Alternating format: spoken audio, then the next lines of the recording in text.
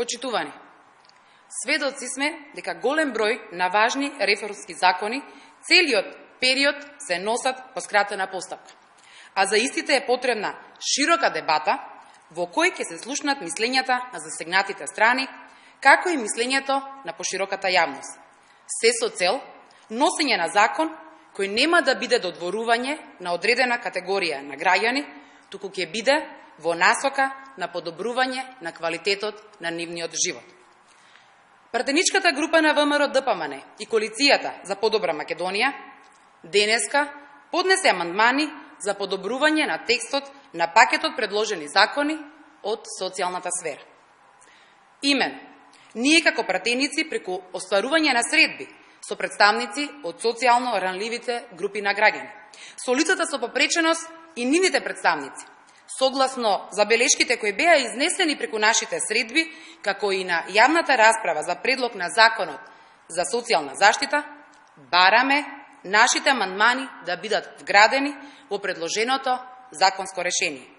а со цел да им излеземе во пресред на што е можно повеќе засегнати граѓани.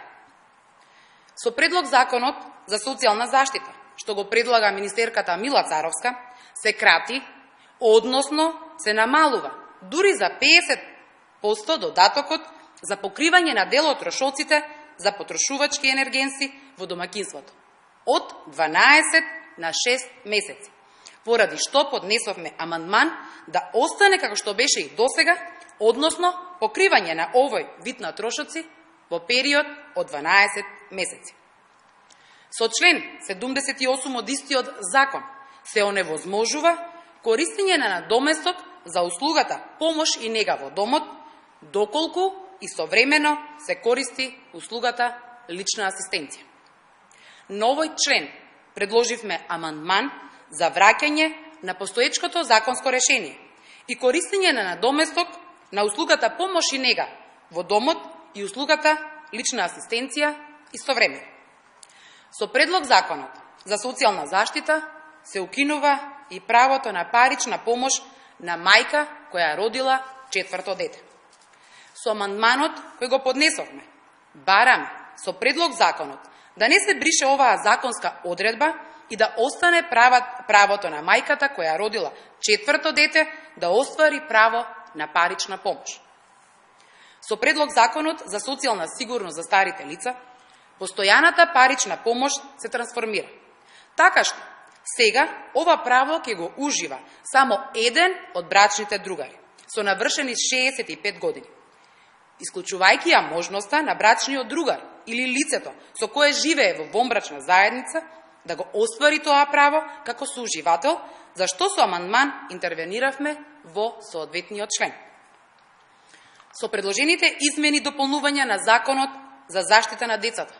надоместокот за трето дете ќе може да се остварува само доколку вкупниот просечен приход на домаќинството на мајката по сите основи во последните 3 месеци пред поднесување на барањето и во текот на користењето на правото е понизок од висината на минималната нето плата утврдена во претходната година, што значи дека самата одредба е ограничувачка. Ова се само дел од забелешките на предложените закони од социјалната сфера, кој министерката за труд и социјална политика Мила Царовска и премиерот Зоран Заев настојуваат да ги донесат пред одржување на претседателските избори. Почитувана јавност, владеачкото мнозинство говори за покачување на социјалните права,